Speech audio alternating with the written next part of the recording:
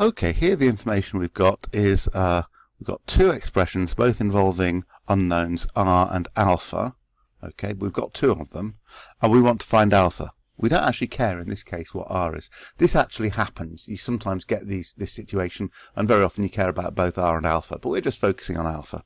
So how can I find alpha when these equations have got r in them? I'd prefer just to have an equation with alpha in them.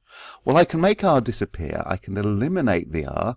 You've seen ones a bit like this with geometric progressions. We can do an elimination, okay, by actually dividing two expressions. Because if I've got an expression of r times one thing and r times another thing, if I divide them, the r's will cancel.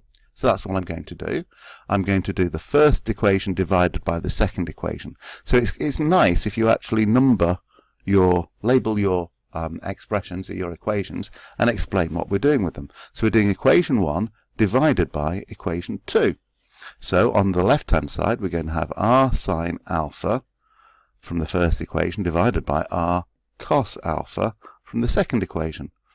And on the right hand side we're going to have the 4 from equation 1 divided by the minus 3 from equation 2. So we've distilled our two equations into one, and we've achieved our goal because the r's are going to cancel.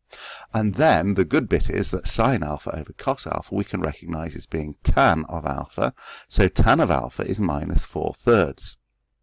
Okay, well, we can merrily proceed and find our first alpha and our second alpha. So our first alpha is arctan of minus 4/3, which is minus 0.9272, 30, and our second alpha method for a second answer for a tan is always going to be pi plus the first answer, so pi plus the minus 0.927730, so add pi to the previous answer, and we get 2.2143, 2.2143. Okay, so it looks like we're going to have more than one possible alpha for this. Okay, sometimes we know in advance that r is going to be positive, so only one of these alphas would work. Okay, but in this case we're not given any restrictions on r, so actually there are two possible values of alpha, but they're not these two.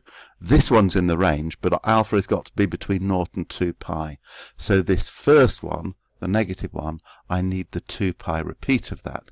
So if I add 2 pi to that original answer, then I get for my first solution I get 5.3558 it says here, but we want final answers to 3 significant figures. It says so in the question. And the other one that I don't need to adjust is 2.21, so it's just these two answers in the range 0 to 2 pi that I need to give, and there's my full solution.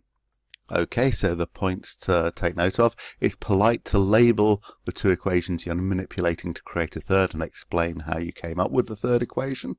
That's good explanation. And anytime you're solving a trig equation, we need to see a clear method for the first solution and a clear method for the second solution to prove you're not solving it from a graphical calculator.